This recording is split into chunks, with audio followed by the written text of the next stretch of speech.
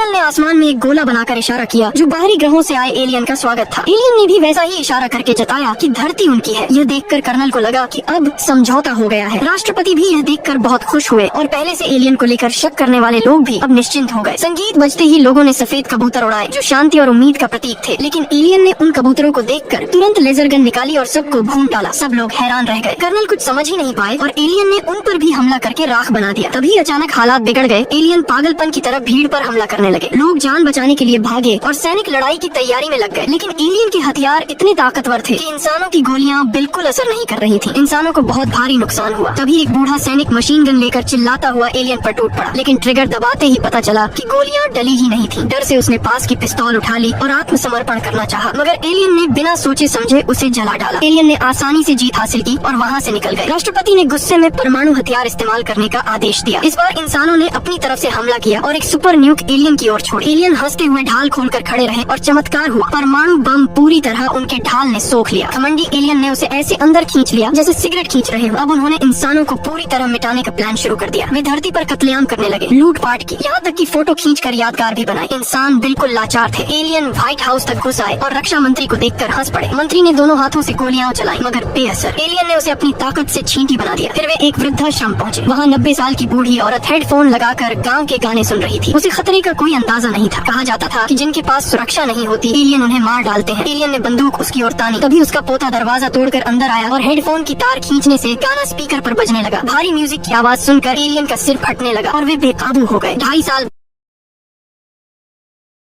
बाद सारे एलियन मारे जा चुके थे और धरती का संकट टल